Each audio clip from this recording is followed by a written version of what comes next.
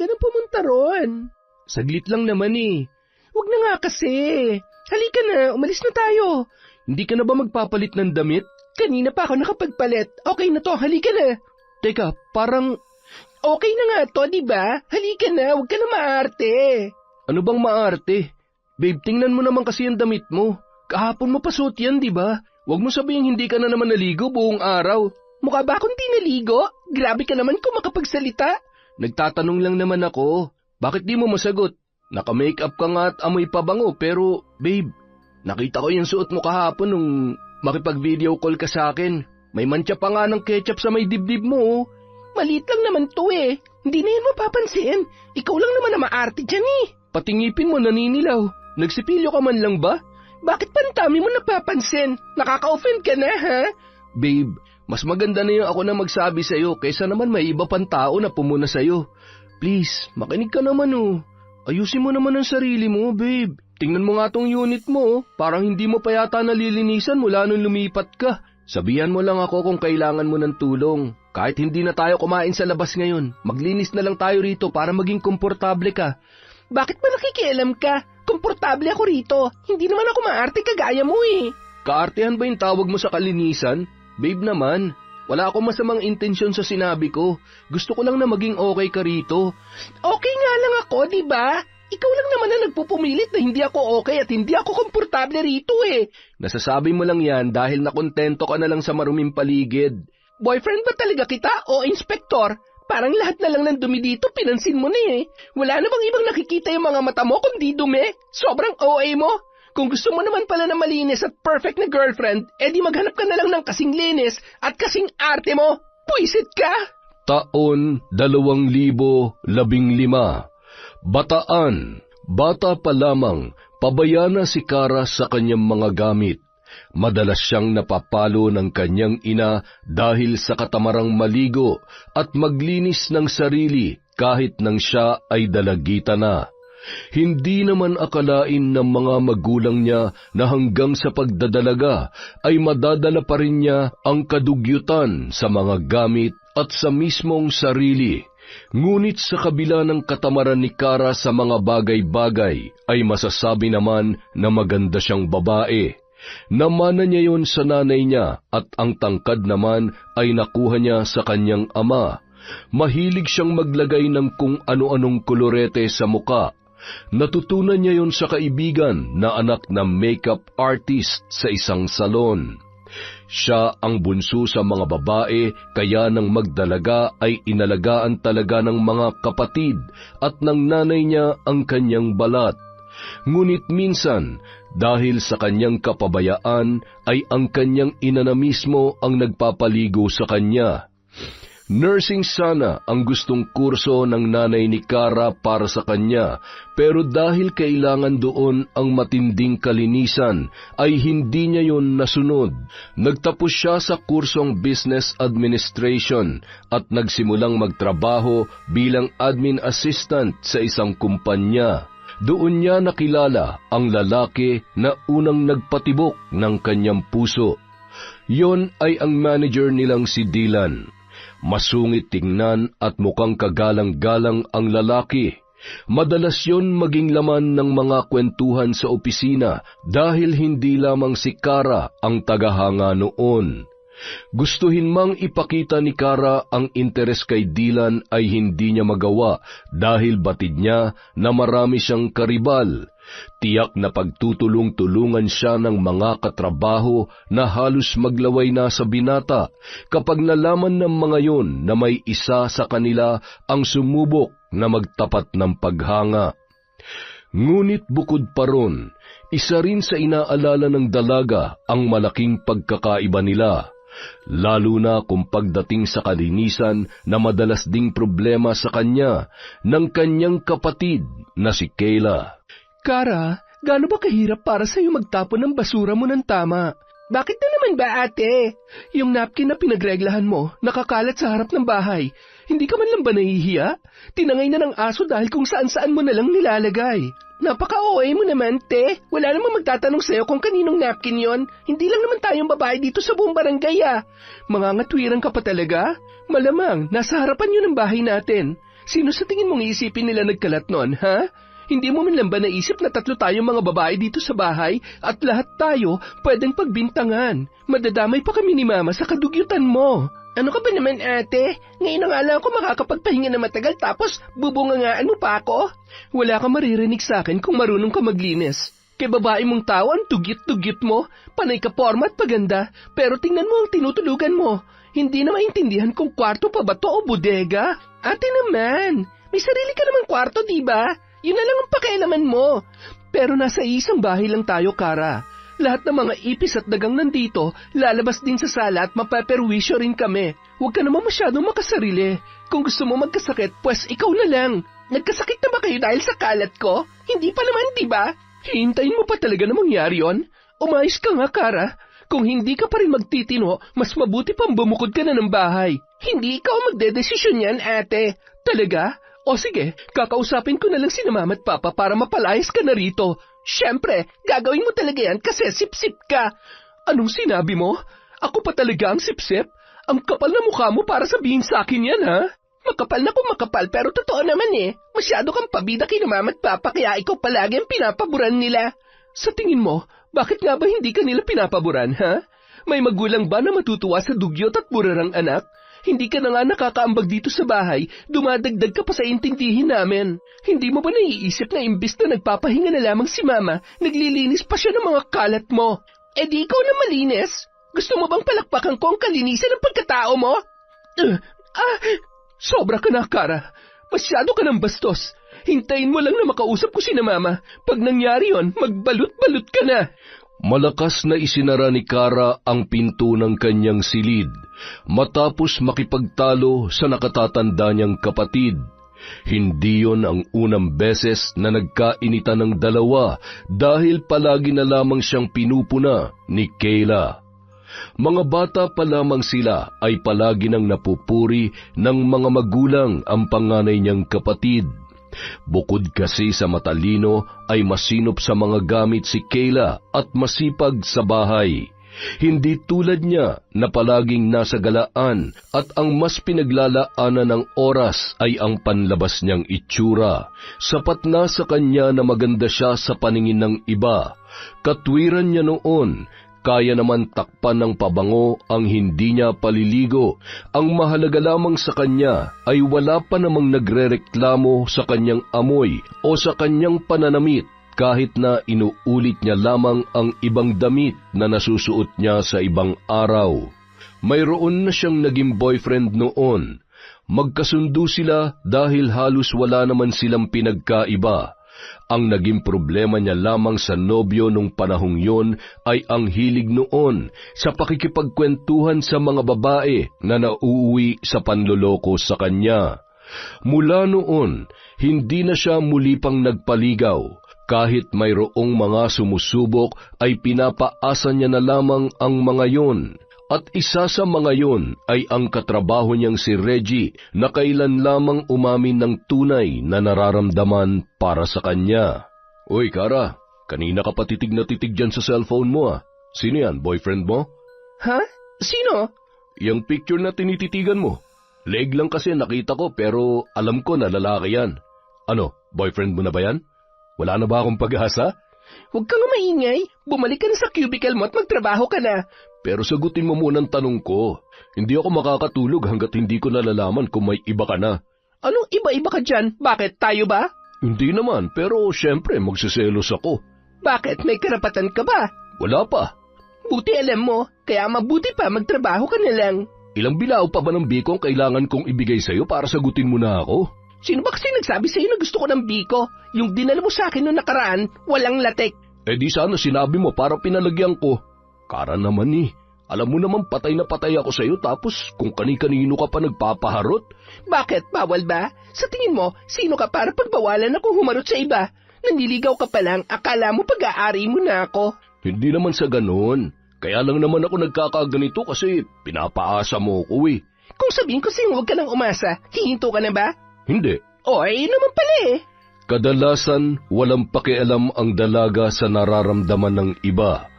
Ang mahalaga lamang sa kanya ay ang kanyang sarili. Bukod kay Reggie, may isa rin siyang makulit na manliligaw noon. Pero dahil hindi talaga niya gusto ang lalaki, ay ipinahiya niya yon sa harap ng maraming tao.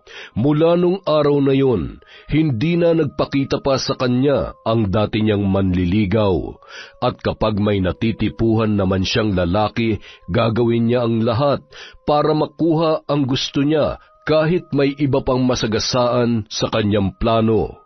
Kaya naman, nang malaman ni Kara na bukod sa kanya ay may isa rin sa mga katrabaho niya na malala na ang pagkagusto sa kanilang supervisor, hindi na naman siya mapakali. Palihim niyang inoobserbahan ang mga kilos ng katrabahong si Faith para malaman kung ano ang pinaplano ng dalaga para kay Dylan. Hinintay ni Kara na umalis ng cubicle si Faith para tingnan kung ano ang mga nakasulat sa maliit na notebook ng dalaga. Sa araw-araw na pinagmamasdan ang katrabaho, napansin niya na palagi yung may isinusulat doon tuwing papasok na ang kanilang supervisor. Nang pumunta sa banyo si Faith, sinamantala ni Kara ang pagkakataon. Binasa niya ang pinakahuling na isulat ng dalaga at doon niya nalaman na araw-araw palang nag-iiwan ng kung ano-anong regalo ang kanyang katrabaho para kay Dylan. Napangisi si Kara nang may naisip na siyang paraan kung paano mapapalapit sa kanyang hinahangaan.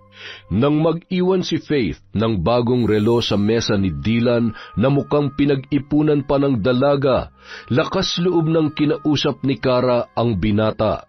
Nakauwi ng mga kasama mo, bakit nandito ka pa? Hinihintay kasi kita, sir Bakit? May problema ba? Wala naman po, sir. Gusto ko lang po sana kayo makausap. Tungkol saan? Itatanong ko lang po sana kung nagustuhan niyo yung relo. Paano mo nalaman ang tungkol doon? Teka, ikaw bang... Opo, sir. Ako nga po nagbibigay sa inyo ng regalo araw-araw. Ibig sabihin, matagal ka na may gusto sa akin? Ganun na nga po, sir. Grabe, hindi ako makapaniwala. Po? Bakit po? Iniisip ko pa kung paano kita aayaing lumabas para sana mas makilala pa natin ang isa't isa tapos hindi ko na pala kailangan magpakahirap.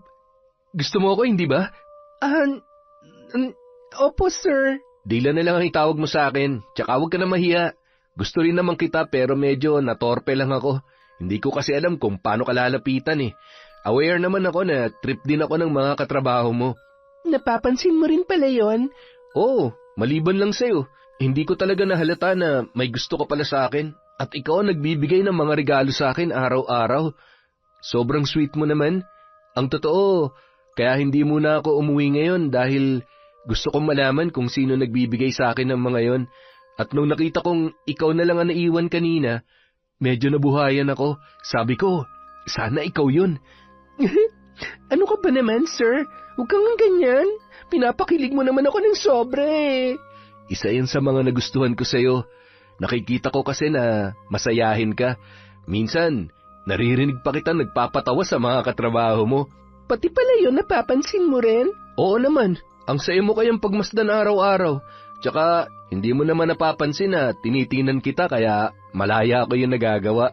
Kung alam ko lang na gusto mo rin pala ako, matagal na sana akong umamin sa'yo. Paano yan ngayon?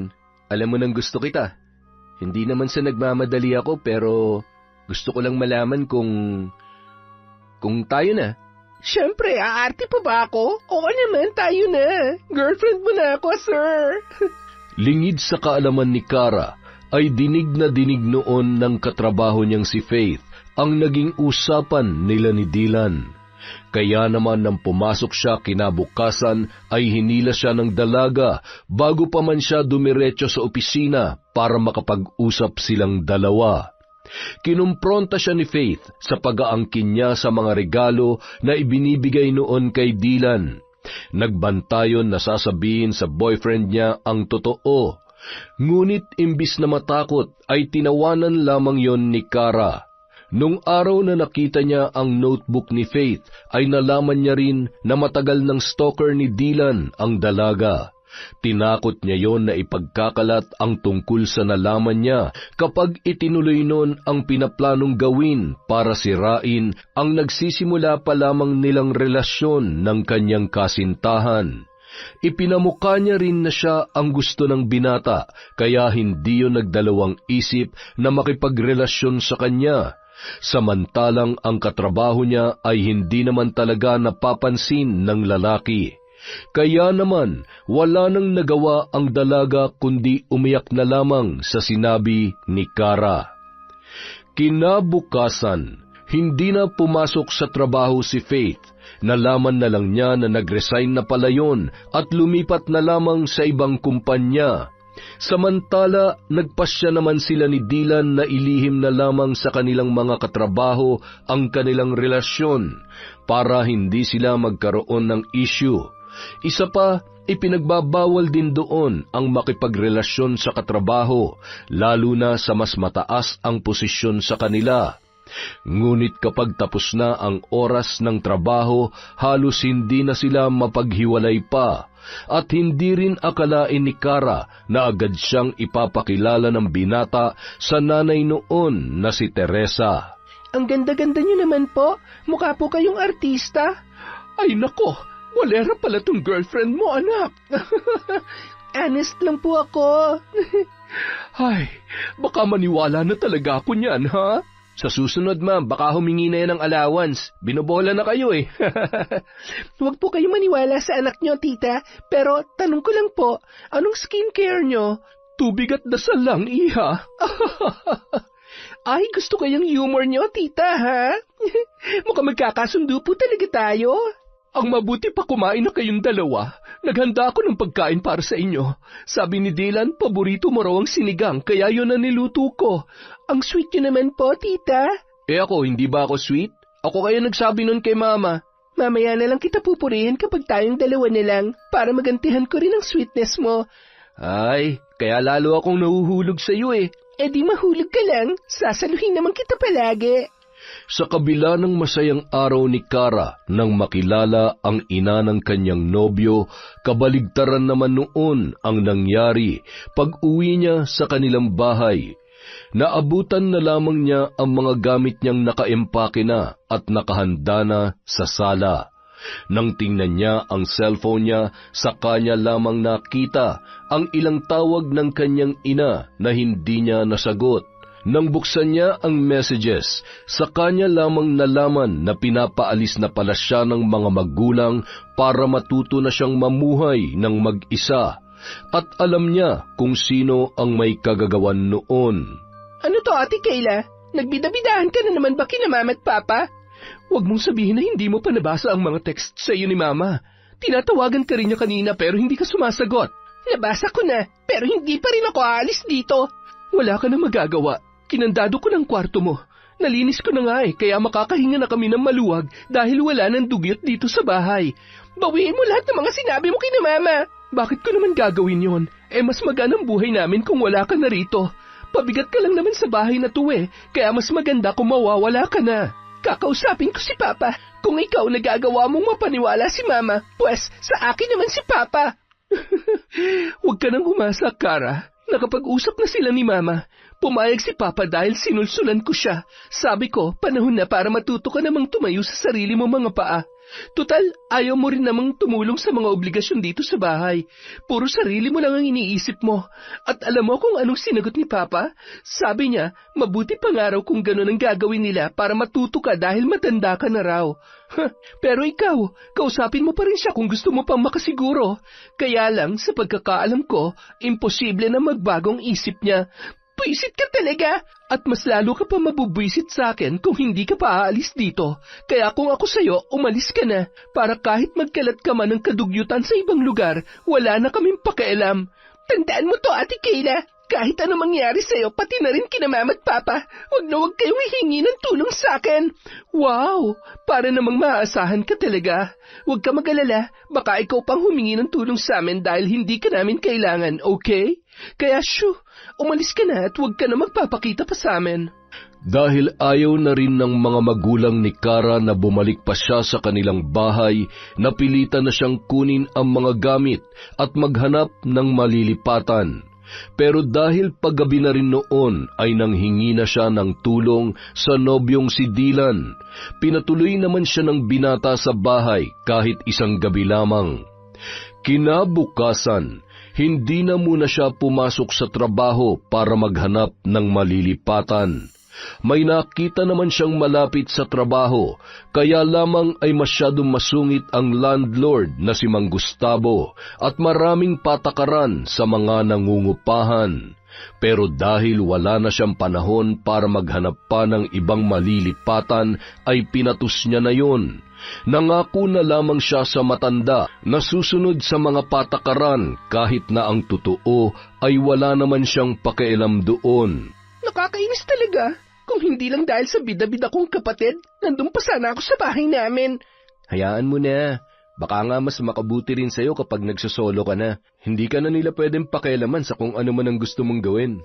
Hindi naman yun ang kinakainis ko eh. Palagi na lang ang kailan na yun ang pinapaboran ni na Mama at Papa. Isang sabi lang niya, naniniwala na agad sila. Hindi man lang nila ako kinakausap. Tama ba yun na pagdating ko sa bahay nakahanda na lahat ng mga gamit ko? Ni hindi man lang ako binigyan ng pagkakataon para makahanap ng mauupahan.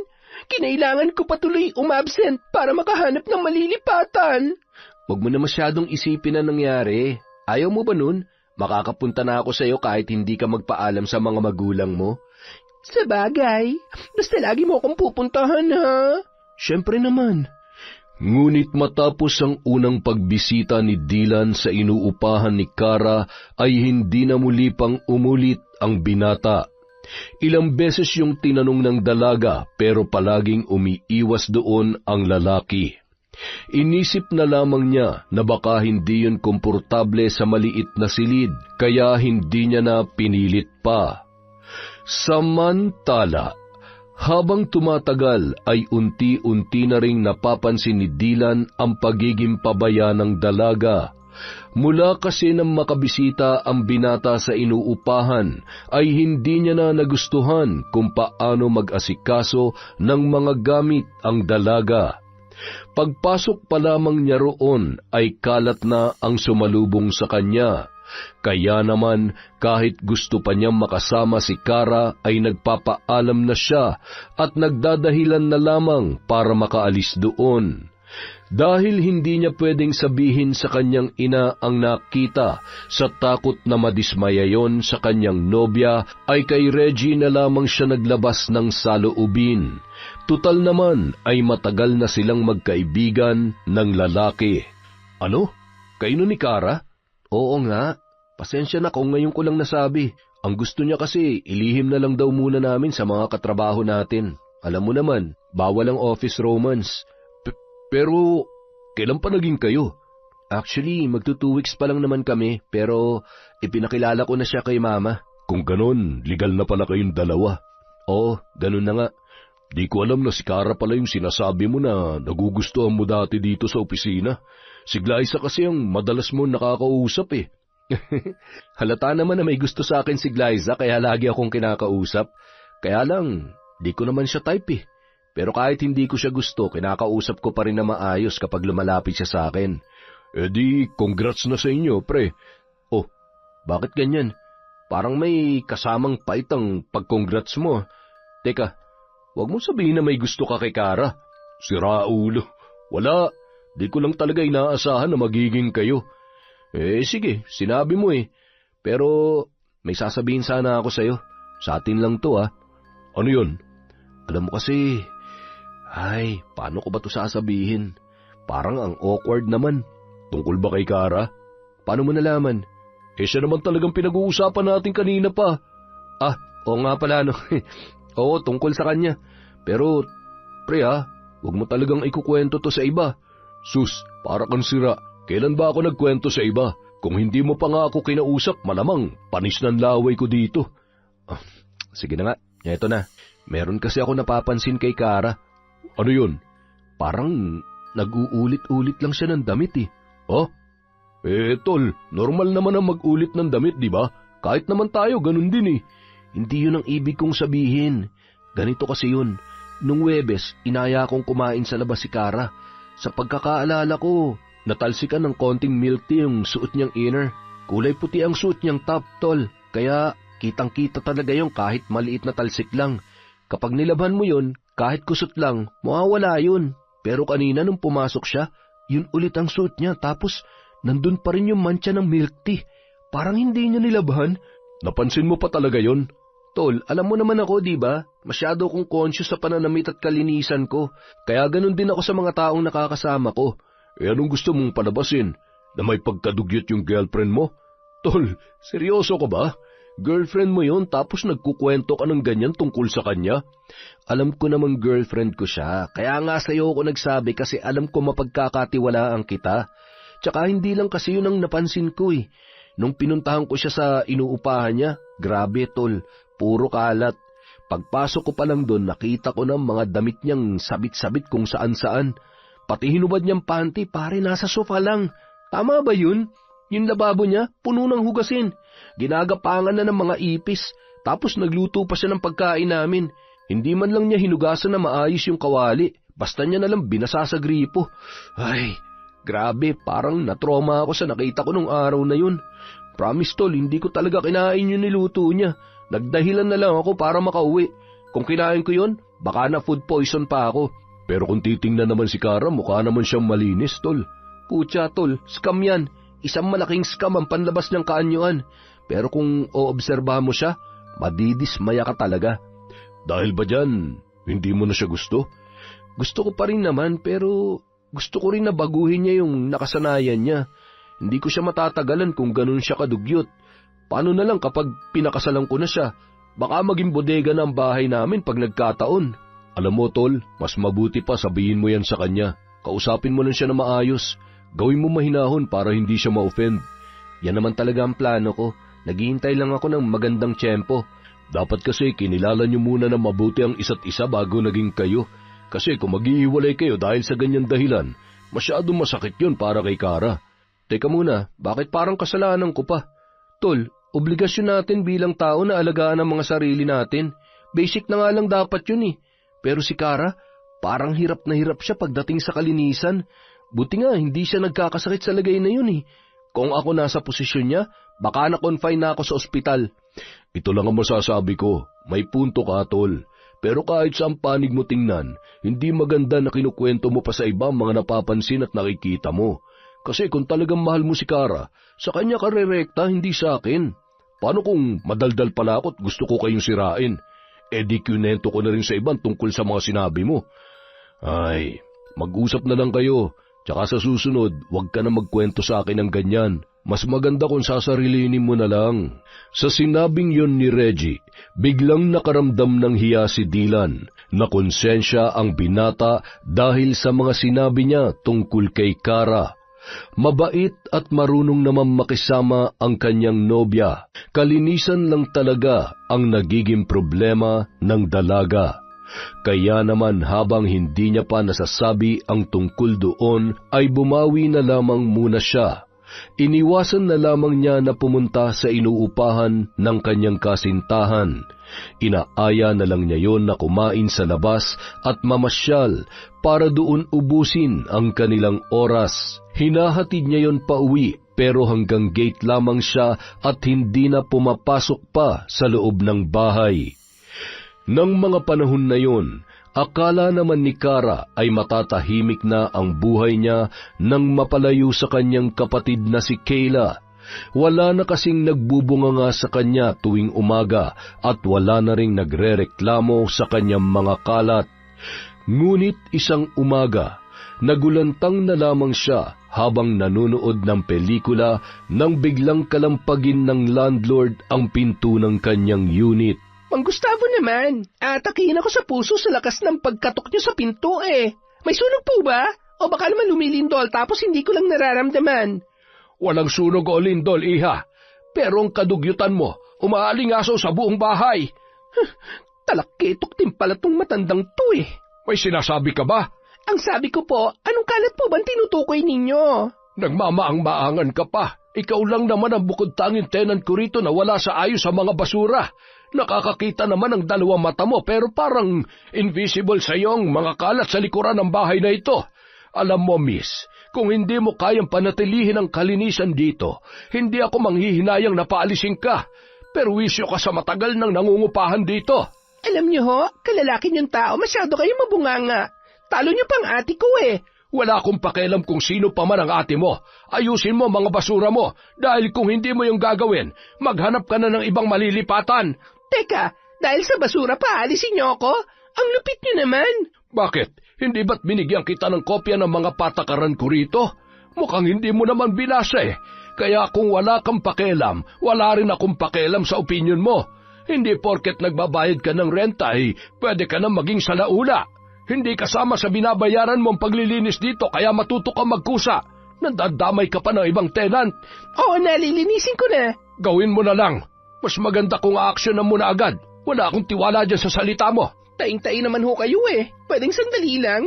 Huwag kayong mag-alala, mamaya. Hindi nyo na makikita ang basura ko.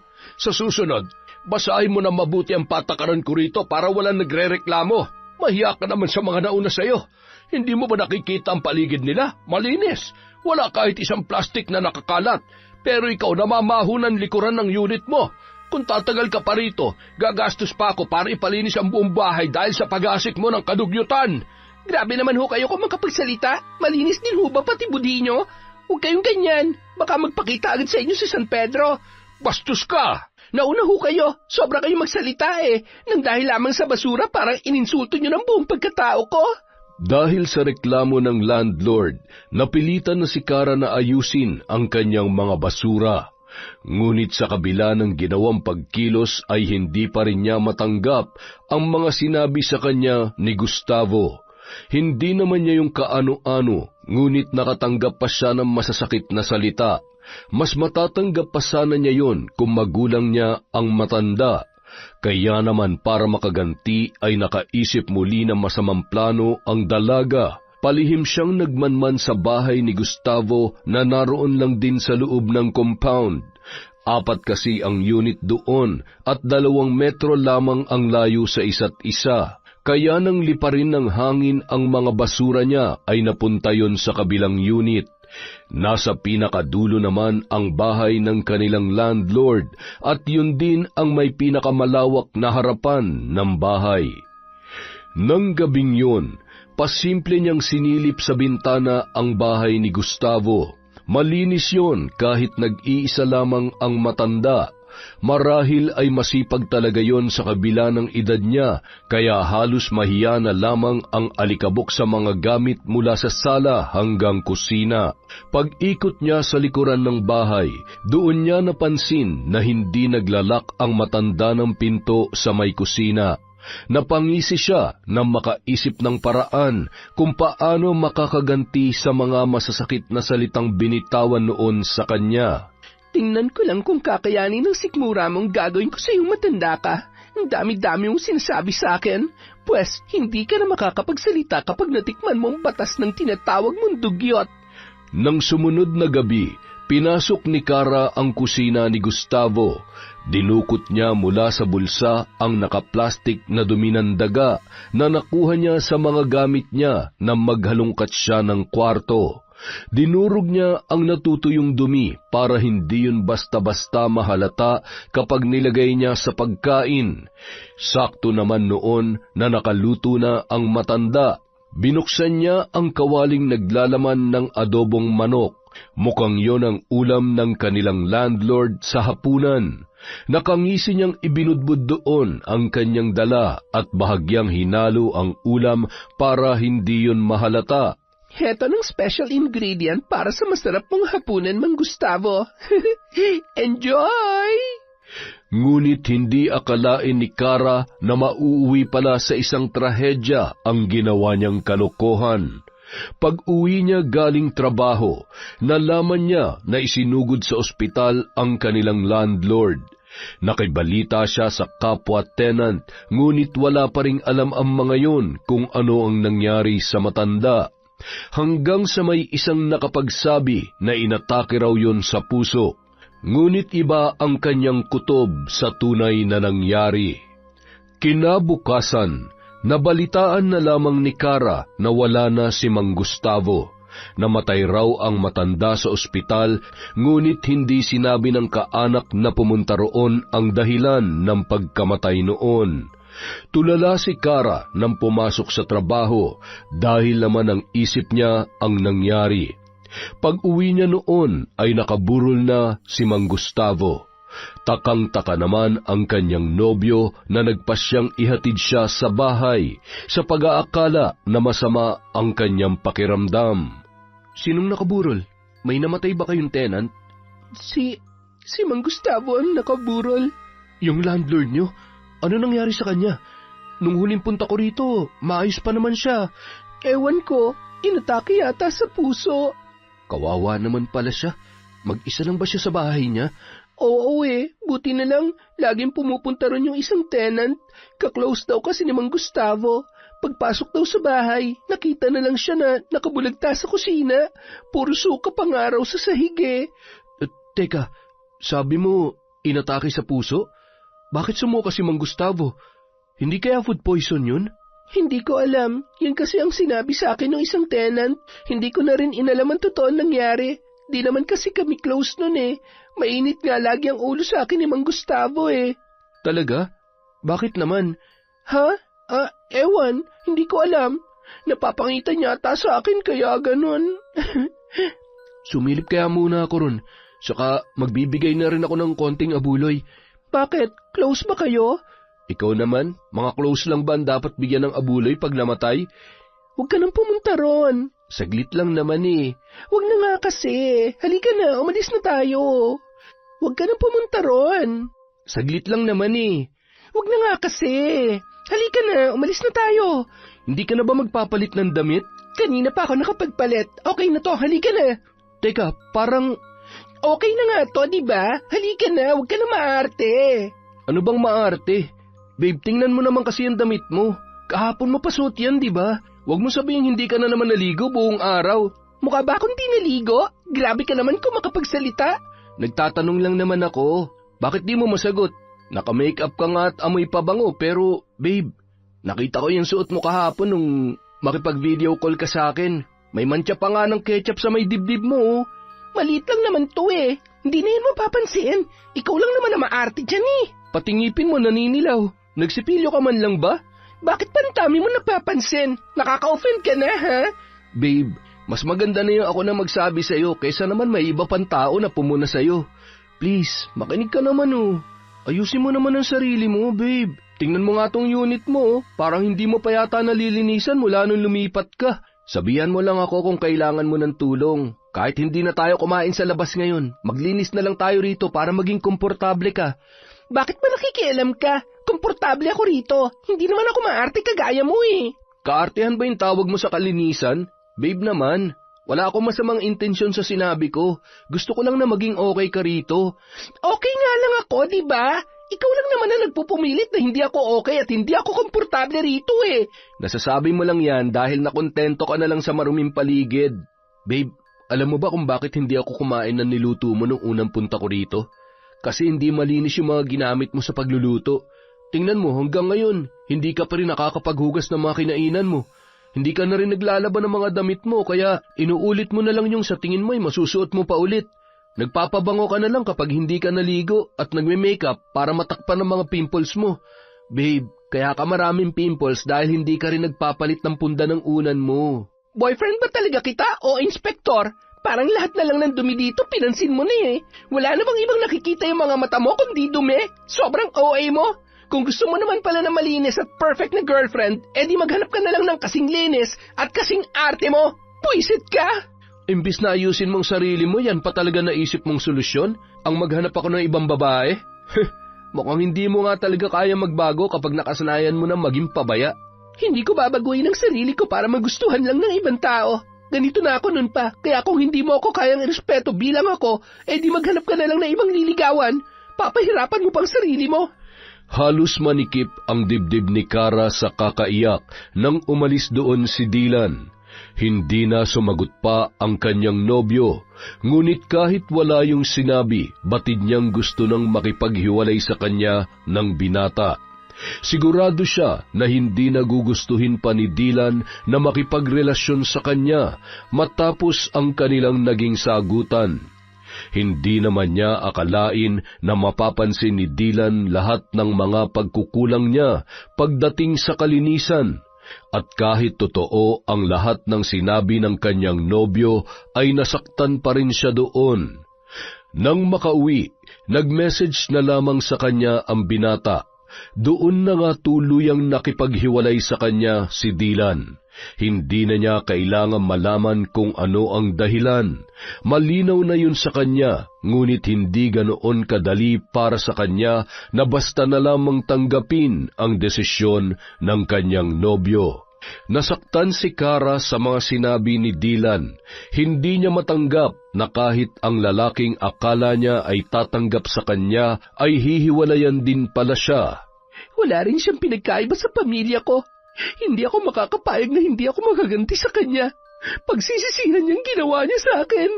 Sa kabila ng pakikipaghiwalay sa kanya ng binata, ay pumasok pa rin siya sa trabaho at nagpanggap na lamang na parang walang nangyari.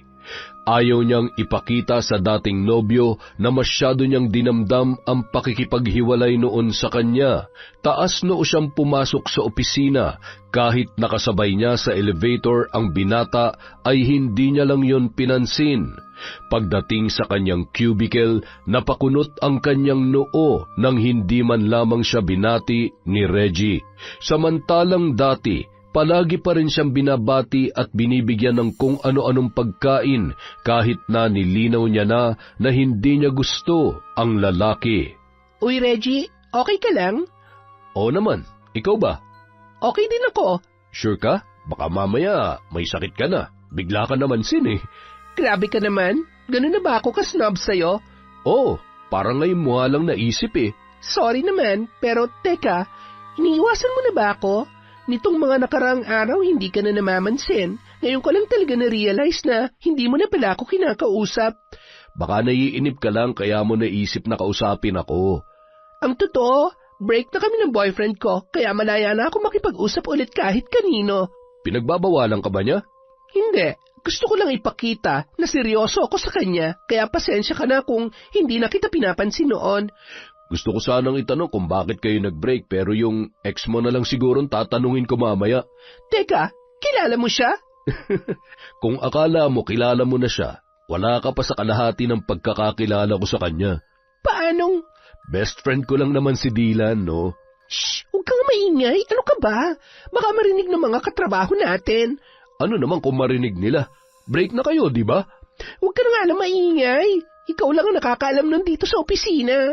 Okay, sige. Mananahimik ako. Kung sasabihin mo sa akin ang dahilan ng pagbe-break ninyo. Bakit pa gusto mo pang malaman? Chismoso ka rin, ano? Dahil masyado kayong perfect para sa isa't isa. Napaka-imposible naman na maghiwalay kayo ng ganun-ganun na lang. Basta, huwag mo na lamang alamin. Kung hindi nagpaapekto si Kara sa pakikipaghiwalay sa kanya ni Dylan, ay ganoon din ang ginawa ng binata. Muli ring nakipaglapit sa mga babaeng katrabaho ang lalaki na mas ikinagalit naman ng dalaga. Kinabukasan, pagpasok niya sa trabaho ay kinuwento niya sa mga kasamahan nila na naging sila ni Dylan, pero nakipaghiwalay siya sa lalaki dahil sa ginawang katarantaduhan noon. Ipinagkalat niya na si Dylan ang dahilan kung bakit na ospital ang kanilang landlord na si Mang Gustavo, dahil nilagyan noon ng dumi ng daga ang pagkain ng matanda. Mabilis na kumalat ang usap-usapan kaya pagpasok pa lamang ni Dylan ay nagbulong-bulungan na ang kanilang mga katrabaho. Maging si Reggie ay nagulat din sa nabalitaan. Patay-mali siya naman siya sa nangyari at hindi nagpahalata na sa kanya nang galing ang kwentong yun. Kitang-kita ni Kara kung gaano naapektuhan ng pinakalat niyang tsismis ang kanyang dating nobyo. Hindi yun mapakali at tila hiyang-hiya sa kanilang lahat. Tingnan ko lang kung hanggang kailan magiging malinis ang tingin sa'yo ng mga taong nasa paligid mo. Kinahapunan, pauwi na noon si Kara nang bigla na lamang siyang hablutin ni Dylan sa braso. Mukhang wala nang pakialaman lalaki kahit pinagtitinginan sila roon ng kanilang mga katrabaho. Anong sinabi mo sa kanila, ha? Bawiin mo yon. Bakit ko naman gagawin yon? Dahil hindi totoong pinagkakalat mo. Hindi ko yung ginawa kay Mang Gustavo. Huli ng lahat para dyan. Kalat na eh. Kung gusto mong linisin ang pangalan mo, di gawan mo ng paraan. Kung hindi mo kaya, magpatiwakal ka. Sobra ka na, Kara. Ginagawa mo ba to para gantihan ako dahil hiniwalayan kita? Hindi mo matanggap na kaya kita iniwan ay dahil sa masyado kang ako nakipaghiwalay sa'yo. Huwag kang sinungaling. Alam nating dalawa kung anong totoo. Hindi mo lang kayang tanggapin sa sarili mo na walang tatagal sa'yo dahil sa pagiging dugyot mo. Wow! Nagsalita ang malinis. Baka nakakalimutan mong dugyot ka rin. May namatay na nga dahil sa ginawa mo eh. Ako nga ba talaga? O ikaw? Bakit nga ba hindi ko naisip na posibleng ikaw ang gumawa nun kay Mang Gustavo? Ikaw ang may sapat na dahilan para gawin yun sa kanya. Tandaan mo to, Kara. Kakarmahin ka rin at sigurado ako nagagapang ka para magmakaawa dahil sa ginawa mo. Tigilan mo nga ako sa pagbabanta mong yan. Baka gusto mong kasuhan pa kita. Ay hindi. Mauuna pa pala magkaso sa'yo ang kamag-anak ni Mang Gustavo.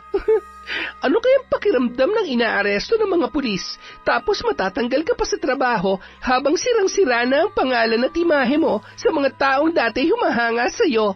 Parang nakakalungkot yon, no? Hayop ka, Kara. Oo, hayop talaga ako. Yun na ang naging huling pag-uusap ni Kara at Dylan dahil matapos ang araw na yun ay hindi na pumasok pa sa trabaho ang binata, dala ng matinding kahihiyan.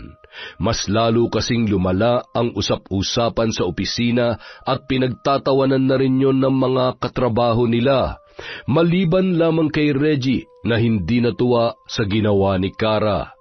Ganun na ba katindi ang galit mo kay Dylan? Para siraan mo siya ng ganun sa katrabaho natin? Alam mo malaki na wala sa kanya, Kara. Makonsensya ka naman kahit konti. Pinaghirapan niya na makuha ang posisyon sa trabaho, tapos mawawala lang lahat ng yun dahil sa paninira mo na wala namang katotohanan? Paano mo naman sabing hindi yung totoo, ha? Nandun ka ba nung mangyari ang katarantaduhang ginawa niya? Please lang, Reggie, huwag mo nang pagtakpan ng kaibigan mo. Hindi ko siya pinagtatakpan. Gusto ko lang protektahan ng reputasyon ng kaibigan ko dahil alam kong hindi niya magagawa ang binibintang mo sa kanya, Kara. Ang tindi mo rin eh, no? Ganyan ka ba talaga kasama? Naging mabuting boyfriend naman sa'yo si Dylan ah. Gusto ka pa nga niyang tulungan eh. Naging mabuti? Baka hindi mo alam na napaka-arte ng kaibigan mong yon. Kala mo kung sino malinis ang pagkatao. Wala akong masasabi kay Dylan dahil mabuting tao ang pagkakakilala ko sa kanya.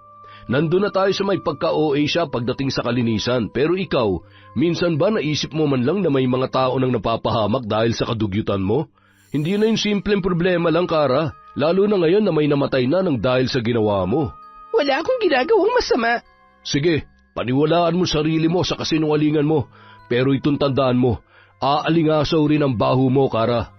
Mula nang hindi na pumapasok sa trabaho si Dylan, palagi na lamang nagkukulong sa kwarto ang binata. Hindi na yon nakikipag-usap sa kahit na kanino dahil labis pa ring dinaramdam ang ginawang paninira sa kanya ng dating nobya. Awang-awa naman sa kanya si Teresa na hindi na alam kung ano ang gagawin para matulungan ang kanyang anak sa problema nito. Gustuhin mang linawin ng ginang ang ikinalat ni Kara na tsismis ay wala namang maniniwala sa kanila. Kinabukasan, nagpasya na si Teresa na puntahan si Kara sa inuupahan para kausapin tungkol sa ginawang paninira sa kanyang anak. Naabutan niya naman noon ang dalaga na abala sa pagsiselfie sa harap ng paupahan pagdating niya roon. Kara? Pwede ba tayong mag-usap? Ay, kahapon si Reggie ang kumausap sa akin. Ngayon kayo naman. Tita, please lang, kung tungkol lang to kay Dylan, huwag na kayo mag-aksaya ng panahon. Talaga bang hindi ka man lang nakukonsensya sa ginawa mo sa anak ko? Alam mo ba kung ano naging epekto sa kanya ng ginawa mo? Huwag na nga kayo magdrama dito. Kung ano man ang pinagdaraanan niya, wala na ho akong pakialam doon. Hiwalay na kami, hindi ho ba? Tsaka kasalanan niya naman kung bakit yun nangyari sa kanya. Kaya kung pwede ho, tantanan niyo na ako. Walang kasalanan ng anak ko. Hindi totoo ang binibintang mo sa kanya. Isa pa po kayo eh. Bakit? Nandun din ba kayo na mangyari yon? Pareho lang kayo ni Reggie. Bawiin mo mga sinabi mo tungkol sa kanya at linisin mo ang pangalan ng anak ko. Baka sakaling mapatawad pa kita. Hay tita, hindi ko naman hinihingi ang kapatawaran nyo. Kara naman, isipin mo naman ang pinagsamahan natin. Naging mabuti rin ako sa iyo at tinuring kita na parang sarili ko na ring anak. Kung galit ka kay Dylan, gawin mo na lamang to para sa akin. Sige na, Kara, nagmamakaawa ako sa iyo. Sorry tita, pero hindi ko kayang gawin ang hinihiling niyo sa akin. Tsaka, huwag niyo nang gamitin sa akin ang pinagsamahan natin dahil nakisama lang talaga ako sa inyo noon. Wala na ba talagang kabutihang natitira dyan sa puso mo? Meron tita, pero hindi yun para sa inyo ni Dylan, kaya umalis na lang kayo. Wala kayong mapapala sa akin. Nasabi ko na mga dapat kong sabihin, hindi ko nakasalanan kung dinamdam ng anak niyo nangyari sa kanya. Binigyan kita ng pagkakataon, Kara. Pero pinatunayan mo lang sa akin na hindi ka karapat-dapat na patawarin sa ginawa mo. Kapag may nangyari sa anak ko dahil sa paninira mo sa kanya, pagbabayarin kita. Sa hindi maunawa ang dahilan, biglang kinilabutan si Kara sa klase ng tingin na ipinukol sa kanya ni Teresa ng mga sandaling yon matapos siyang pagbantaan. Hindi na siya nakapagsalita pa hanggang sa makaalis ang ginang. Hinabol na lamang niya yon ng tingin habang papalabas ng compound. Ngunit kinagabihan lamang, nahimasmasan na rin si Kara sa ginawang pagbabanta sa kanya. Imbes na itama ang ginawa niyang paninira kay Dylan, ay mas lalo niya pa yung pinalala. Sunod naman niyang ipinakalat na may namamagitan kina Dylan at sa sarili nitong ina. Ayoko na sanang ilabas pa to pero hindi nila ako tinitigilan sa pagbabanta nila sa akin. Kitang-kita ng mga mata ko na naghahalikan sila mag-ina. Nang imbitahan ako ni Dylan sa bahay nila, imbis na ako ang tabihan niya, doon siya umupo sa tabi ng nanay niya. Alam niyo ba, sinadya kong ihulog ang hawak kong tinidor dahil medyo nagdududa na ako noon sa kanilang dalawa. At nung yumuko ako sa may ilalim ng mesa, nakita ko si Dylan na hinihipuan ng nanay niya. Kadiri sila mag-ina. Tapos ngayon, ang lakas pa ng loob nila na pagbantaan ako na para bang napakalinis ng pagkatao nila. Hay, ang kakapal na mukha. Napangiti na lamang si Kara nang mapaniwala niya ang kanyang mga katrabaho sa panibago niyang paninira kay Dylan at sa ina nitong si Teresa. Siniguro din niya na makakarating yon sa dating nobyo. Ngunit sa hindi inaasahang pangyayari, nakarating sa kanya ang balitang nagpatiwakal ang binata dahil hindi na nakayanan ang pinagdaraanan noon. Nakita mo bang ginawa mo, ha? Masaya ka ba na may isa na namang namatay dahil sa kagagawan mo? Napakasama mo, Kara. Karmahin ka sana ng malala. Dapat sa kagaya mo hindi na binubuhay eh. Hindi ko naman nakalain na magpapakamatay si Dylan. So ano, hindi mo na naman kasalanan? Nakakagago ka na eh. Matapos mong sirain ang kaibigan mo, sa tingin mo inosente ka pa rin? Putya, pati si tita dinamay mo pa? Anong klase kang tao, ha? Tao ka pa ba sa lagay na yan? Sagad sa buto ang kademonyohan mong hinayupak ka. Hoy, wala kang karapatang kausapin ako ng ganyan. Alam mo, kung kaya lang kitang isumpa, matagal ko nang ginawa. Ni wala ka man lang naramdaman kahit kaunting pagsisisi. Hindi ko naman nakalain na aabot pala si Dylan sa pagpapakamatay ha. Ang gusto ko lang naman, pagsisihan niya mga sinabi niya sa akin. Yan ang problema sa'yo. Masyado kang makasarili. Puro sarili mo lang ang iniisip mo. Kapag nasaktan ka, gusto mo kaagad makaganti dahil ayaw mong tumanggap ng puna mula sa ibang tao, kahit na totoo naman ang sinasabi nila. Huwag ka nang magpanggap na parang napakabuti mo, Kara, dahil kahit malayo ka pa, umaalingasaw ng nabubulok mong pagkatao. Dahil sa natanggap na balita, hindi nagawang makatulog ni Kara. Unti-unti na siyang nilalamon ng konsensya dahil sa ginawa niyang paninira kay Dylan at sa nanay nito. Hindi niya inaasahan na hahantong din yon sa isang trahedya, tulad na nangyari kay Mang Gustavo. Sa takot na muling sugurin ni Teresa, ay kaagad siyang nag-empake ng mga gamit para bumalik sa kanilang bahay. Nagmakaawa siya sa mga magulang para makabalik doon. Humingi rin siya ng tawad sa kapatid na si Kayla at kinumbinsi yun. Bagamat hindi pa rin natutuwa ang kanyang ate sa pagbabalik niya, ay nakinig na lamang yon sa kanilang mga magulang na nagdesisyon na magsama-sama na lamang silang muli bilang isang pamilya. Ngayong nandito ka na ulit, sana naman matuto ka na maglinis para hindi na kita bubungangaan araw-araw. Ate, please, wag ngayon. Wow! So, kailan pala pwede? Kapag trip mo lang makinig? Kung hindi mo babaguhin ang ugali mong yan, malaking problemang idudulot yan sa'yo. Nangyari na nga, ate. Ha? Anong ibig mong sabihin? Wala. Doon na muna ako sa kwarto para makapag-ayos na ako ng mga gamit ko. Sus, kala mo naman talaga mag-aayos siya ng gamit. Sigurado akong titingnan mo lang ang mga yan hanggang mamaya, hanggang sa maiwan mo na lang at pabayaan. Pagsapit ng hating gabi, nanatiling nakatulala si Kara sa mga gamit niyang hindi niya pa naayos sa kanyang silid. Hindi niya alam kung paano siya magsisimula, gayong masyadong okupado ang isip niya dahil sa nangyari sa dating nobyo. Hindi niya maitatanggi na mahal pa rin niya ang binata, ngunit dahil sa nagawa niyang paninira ay hindi lamang isang buhay ang kanyang nasira. Sa pagkawala ni Dylan, siguradong matindi ang galit ni Teresa sa kanya at natatakot siya sa posibleng gawin ng ginang para siya ay maparusahan. Ayaw niyang makulong. Wala pa siyang napapatunayan sa pamilya niya at puro sakit sa ulo pa ang kanyang ibinibigay. Hindi niya alam kung paano tatanggapin ng mga magulang niya ang katotohanan na may 2 buhay na nawala dahil sa kagustuhan niya na makapaghiganti. Ilang sandali pa, natigilan si Kara nang biglang magpatay-sindi ang ilaw sa kanyang kwarto. Napatayo siya mula sa kanyang kinauupuan. Napakurap-kurap siya at biglang kinabahan.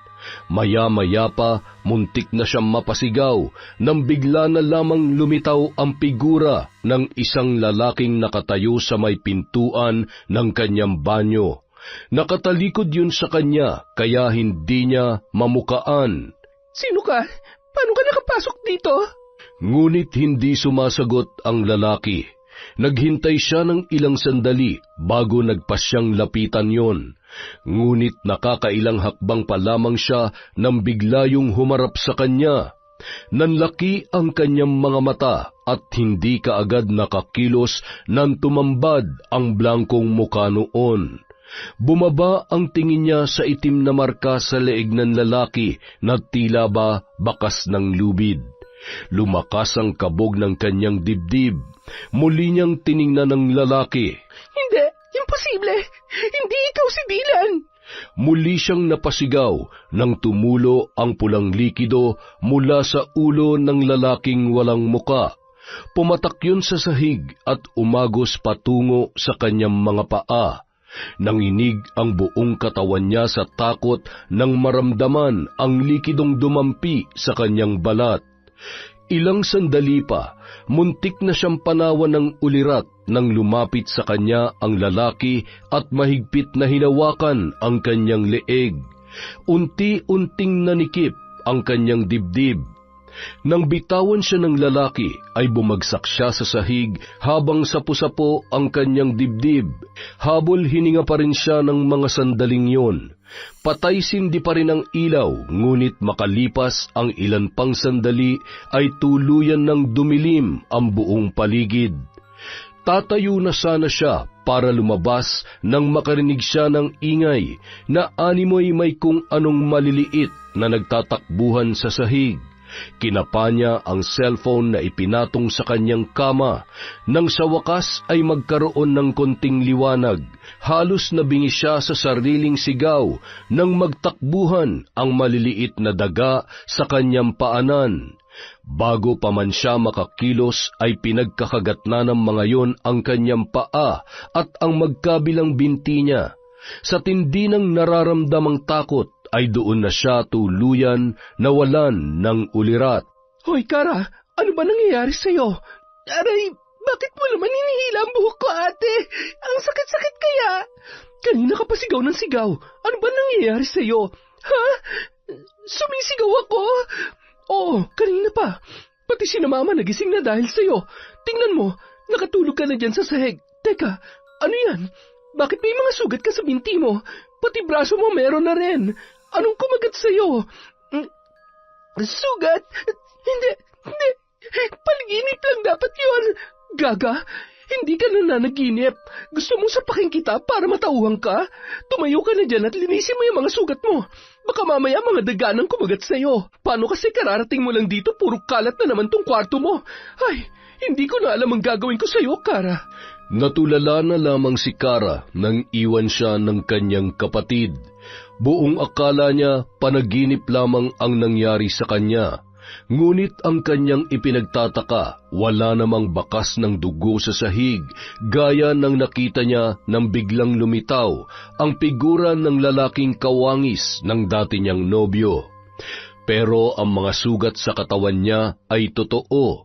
May mga marka pa roon ng ngipin ng mga daga na kumagat sa kanya. Nasaan na mga yon? Siguradong dito lamang sila nagtatago. Bakit bigla na lang silang nawala? Kailangan ko maalis ang mga pesting yon. Hindi ako papayag na mumukbakin na naman nila ako mamayang gabi.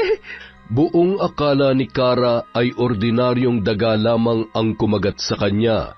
Ngunit lingid sa kanyang kaalaman, isang tao ang may matinding galit na sagad hanggang buto ang may kagustuhan na siya ay mapaghigantihan. Walang iba kundi ang ina ng kanyang dating nobyo. Itinabi ni Teresa ang mga ginamit na kandila matapos ang isinasagawang ritual. Hindi akalain ng ginang na muli na naman niyang magagamit ang kakayahang yun. Walang nakakaalam ng tungkol sa karunungan niya sa paggamit ng kapangyarihang itim. Inilihim niya yon kahit sa yumao niyang asawa at wala rin siyang plano na ipaalam yon sa kaisa-isang anak na si Dylan. Ngunit tadhana na mismo ang gumawa ng paraan para muli niyang buhayin ang kanyang dugo bilang isang mambabarang na nagmula sa isang kinatatakutang angkan. Ikinubli niya ang tunay niyang pagkatao sa masayahin niyang personalidad, sa kagustuhang makaranas ng bagong buhay na malayo sa kinalakhan niya noon. Ngunit dahil hindi nauubos ang mga taong may maiitim na budhi, ay hindi rin basta-basta matatapos ang pakikipagkasundo niya sa dilim para maipaghiganti ang kanyang mahal sa buhay. Matapos makausap ang matalik na kaibigan ni Dylan na si Reggie, ay saka pa lamang niya nalaman na may ginawa na namang panibagong paninira si Kara. Marahil ayon ang nagtulak sa kanyang anak para tuluyan ng tapusin ang buhay dahil hindi na noon alam kung paano pa haharapin ang matinding kahihiyan. Pagbabayarin mo ang mga kasinungalingang ginamit mo para sirain ang buhay ng anak ko. Luluhod ka at gagapang habang nagmamakaawa. Sa kabila ng mga sugat, nagpumilit pa rin pumasok sa trabaho si Kara. Balot na balot ang buo niyang katawan. Mabuti na lamang at malamig sa kanilang opisina, kaya hindi siya punahin ng mga kasama. Ngunit maya-maya lamang napansin niya na tila makahulugan ang pagtingin sa kanya ni Reggie. Nang sulyapan niya ang lalaki, bahagya yung napangisi. Bigla siyang nakaramdam ng pagkainis sa inasal noon. Ano bang problema mo? Bakit pangising-ngisi ka dyan? Ako ba may problema o ikaw? Masyado yata mainit yung ulo mo. Nakakairita ka eh. Alam mo ba yon? Ano naman kung nakakairita ako? Anong gagawin mo, ha? Papatayin mo rin ba ako tulad ng ginawa mo sa landlord niyo at sa kaibigan ko? Gawin mo, Kara. Hindi kita atrasan. Ang yabang mo ah. Mas mayabang ka. Pero ayos lang dahil alam kong pinagbabayaran mo ng lahat ng ginawa mo. Nararamdaman mo na bang pait ng karma? Anong ibig mong sabihin? Alam mo kung anong ibig kong sabihin. Hindi mo na kailangan pang itanong yan. Hindi pa rin nauunawaan ni Kara kung ano ang nais ipahiwatig ni Reggie sa kanya. Ngunit imbis na magpaapekto sa lalaki, binaliwala niya na lamang yun. Ngunit kahit anong gawin niyang pagtuon ng atensyon sa trabaho, hindi siya mapakali sa kanyang upuan dahil sa paghapdi ng mga sugat na kumikiskis sa suot niyang damit. Pag-uwi niya ng bahay, halos masuka siya nang umalingasaw ang masangsang na amoy ng kanyang mga sugat. Hindi niya rin kaagad nahubad ang suot na sweater dahil dumikit na yon sa sugat na napisana ang nana dahil sa kanyang paggalaw. Halos mapasigaw siya sa tindi ng kirot nang matanggal ang pagkakadikit noon. Hindi na siya sumabay sa mga magulang niya sa paghahapunan dahil baka pandirihan lang ng mga yon ang mga sugat sa kanyang katawan. Hinintay niya makatulog ang mga kasama sa bahay bago siya lumabas ng kanyang silid. Pagpatak ng 12:00 ng gabi, matutulog na sana si Kara nang biglang umihip ang napakalamig na hangin. Napakunot ang kanyang noo nang makarinig siya ng bulong mula sa kung saan. Nagpalinga-linga siya sa buong silid, ngunit hindi niya matukoy kung saan yon nagmumula. Ilang sandali pa, sumigid ang matinding kirot mula sa kanyang mga sugat. Nang sulyapan niya ang kanyang binti, nagkaroon ng malaking bitak sa gitna ng bawat sugat na yon. At mula roon, naglabasan ang maliliit na uod. Napatili siya at wala sa sariling pinaghampas ang binti niya sa pag-aakala na mawawala ang mga yon. Mas lalo pang dumami ang mga uod sa kanyang sugat at gumapang na yon patungo sa kanyang muka. Patakbo siyang nagtungo sa banyo para banlawan ng tubig ang kanyang muka, ngunit ni isa sa mga yon ay hindi man lamang natanggal sa kanyang balat. Makalipas ang ilang sandali, umabot na ang mga uod hanggang sa kanyang mata. Mariin siyang napapikit para hindi makapasok ang mga yon. Nagtiis na lamang siyang mangapa habang papalabas ng banyo. Ngunit sa pagpapatuloy niya sa pangangapa, hindi niya namalayan na nakalabas na siya ng kanilang bahay. Sa kanya lamang yon napagtanto nang sinubukan niyang idilat ang kaliwa niyang mata. Ha? Paano ako napunta rito? Pinihit niya ang seradura ng pinto, ngunit hindi niya yun mabuksan. Maya-maya pa, naramdaman na niya ang mga uod na nagpupumilit na pumasok sa nakadilat niyang mata. Dali-dali niya yung ipinikit at kinapa na lamang ang hawakan ng pinto para muli yung subukang buksan. Ngunit bigo siyang magawa yon. Kinalampag niya ang pinto at nagsisigaw sa pagbabaka sakali na maririnig siya ng mga magulang o ng kanyang kapatid na si Kayla, ngunit tila walang nakakarinig sa kanya. Hindi maunawaan ng dalaga kung bakit yon nangyayari. Nang mga sandaling yon, tila siya ay nasa ilalim ng isang sumpa. Ilang sandali pa, tila may sariling isip ang kanyang mga paa na maglakad palabas ng kanilang bakuran. Nanatili pa ring nakapikit ang kanyang mga mata habang patuloy na humahakbang. Hindi niya alam kung saan siya dadalhin noon. Hindi niya rin maidilat ang kanyang mga mata. Napahikbi na lamang ang dalaga. Makalipas ang ilang oras ng paglalakad, ay naramdaman niya na ang hapdi ng kanyang mga paa na nagkasugat-sugat na. Dumagdag pa ang malamig na paligid. Niyakap niya ang sarili, ngunit kaagad din niyang ibinaba ang mga braso nang muling kumirot ang kanyang mga sugat. Mula sa patuloy na paglalakad, kusang huminto si Kara sa isang pamilyar na lugar. Doon niya idinilat ang kanyang mga mata at hindi na inalintana ang mga uod na nagpupumilit na sumiksik sa kanyang mga talukap. Ha? Anong ginagawa ko rito sa bahay ni Nadilan? Kaagad na nasagot ang mga katanungan niya nang bumukas ang pinto ng bahay sa kanyang harapan. Mula roon, lumabas si Teresa na blanko ang ekspresyon habang nakatitig kay Kara. Tita, kayo po ba ang... Oo, ako ang may kagagawa na nangyayari sa iyo ngayon. Ano, Nahihirapan ka na ba? Nararamdaman mo na ba ang hirap na ipinaranas mo sa anak ko? Tita, patawarin niyo na po ako. Pakiusap, tulungan niyo po ako mawala ng sakit na nararanasan ko ngayon. Hindi ko naman po ginustong mawala si Dylan. Kung hindi mo siya ginustong mawala, hindi mo sana siya sinaktan. Patawarin niyo na po ako, tita. Pinagsisisihan ko na po lahat ng ginawa kong paninira kay Dylan. Patawarin niyo na po ako. Alam kong humihingi ka lang ng kapatawaran ngayon dahil nahihirapan ka na sa sitwasyon mo. Paano kung komportable ka pa rin, ha? Maiisip mo bang humingi ng tawad at pagsisihan ang mga paninirang ginawa mo?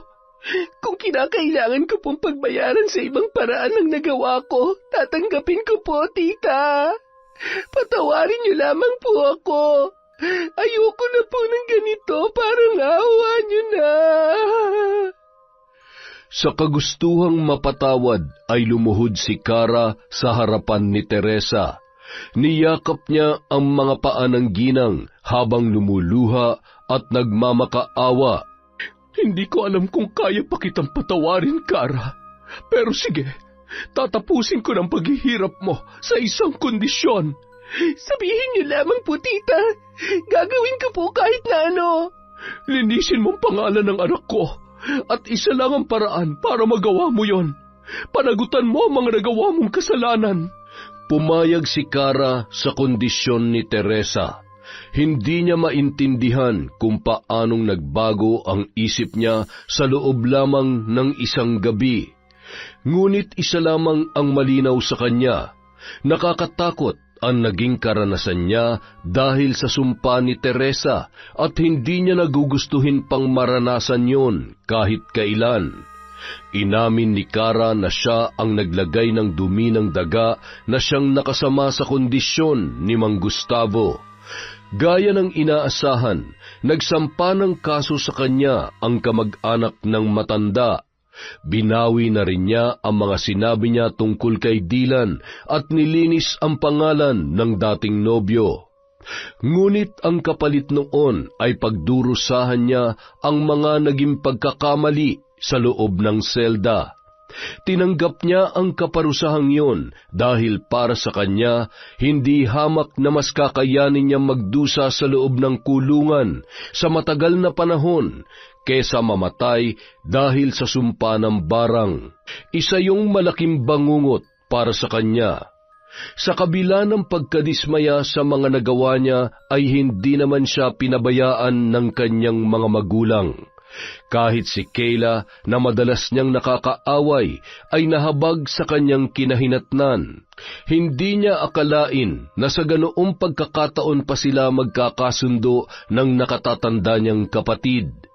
Labis niyang pinagsisihan ang ginawang paninira na naging sanhi ng pagkawala ng mga inosenteng buhay ng mga taong minsan din na naging bahagi ng kanyang buhay.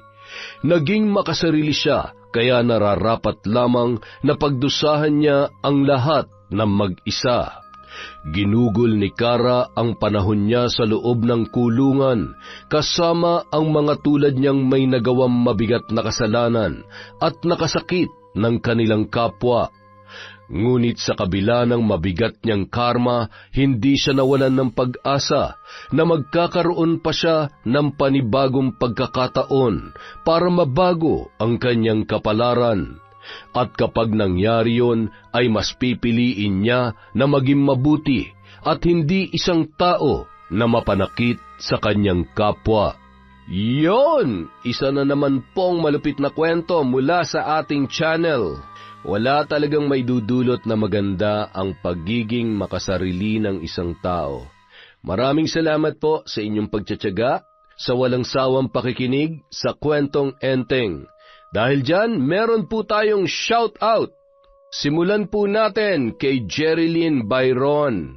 Hi din po kay Aryan Gail Leonora at kay James Derek Lugina. Hi po sa H2O Agency at kay Ma'am Tess Gutierrez. Hello din po kay Maribel Regalario, kay Mary Jane Alitin. Shout out kay Teresita Gervasio, kay Beverly Carbajosa. Hello po kay Jerlyn Arbado. Shout out kay Norsen TV, kay Kane Third Lang, J-Best Lagro at BF Noli Lacorte from Lean Kaunes. Hi po sa Dubalan at Daklitan family from Cliven Dubalan. Shout out po kay Miko, Ann, Kate, Pipe, Hana, Audrey, JD, Nico, Sabi, Santi, Gab at Carmel from Lea Gawaran. Shout out po kay Marites Nalika, sa lahat ng staff ng R. Reyes Pizza Hub, especially sa Commissary Department from Ria Mojado. Hello po kay Cristina Vargas at Milagros Frias from Bicol. Shout out kay Glenn Boy de la Cruz, kay Arnel Claridad, kay Mabel from Singapore, sa Flores at Naong family from Alma Naong. Hello po kay Jomer, Marvin, Mama Maya from Maribel Paralejas. Hello po kay Gemma Garcia, kay Ray Buendia, Jenny May, Billy Ray from Lucy Buendia. Shout out po kay Ayen Buen. Hi kay Jing Estrada from Daman, Saudi Arabia. Kay Marilyn Matandao, sa Martinez, Del Barrio, Cruzate at Mojica family from Asia Makalindong. Hi kay Richard Rivera. Hi kay Nono Hugan Ed at Mario from Junel Fuentes. Hi po kay Jerufa, May, Confessor, Miss Vampire at syempre, hi po kay LSC. Maraming salamat sa walang sawang pagsuporta mula sa Kwentong Enteng.